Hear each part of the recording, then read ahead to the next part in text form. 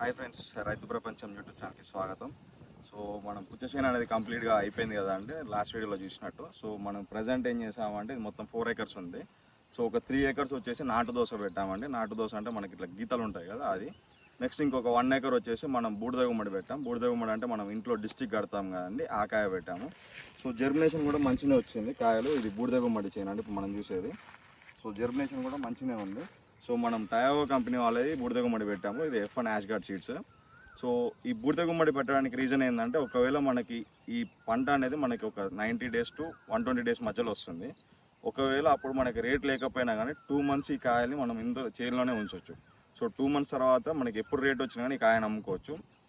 So ఆ ఉద్దేశంతో ఒకసారి ట్రై చేద్దాం అన్నట్టు ఈ బూడిద గుమ్మడి ఒక 1 acre పెట్టాము.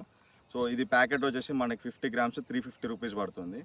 సో ఈ దోశ అనేది పెద్ద రేట్ ఏమి ఉండదండి, మనకి తక్కువనే వచ్చేస్తుంది. ఒక 2000 పెట్టినామంటే మనకు ఒక 3 acresకి ఈజీగా సీడ్స్ వస్తాయి.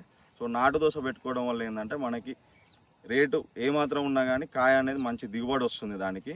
సో వేరే దోసకాయకి ఏంటంటే రేట్ ఉండదు, ఒక్కొక్కసారి మార్కెట్ కూడా ఉండదు. ఈ నాటు దోశకి ఎప్పుడైనా రేట్ ఉంటుంది.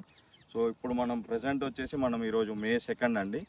సో మనకి ఇంకొక 70 days అనేది ఈజీగా పడుతుంది దోశ రావడానికి. సో డైలీగా అప్డేట్ ఇస్తూ ఉంటాము. చూద్దామండి ఎలా వస్తుందో లాస్ట్ వరకు.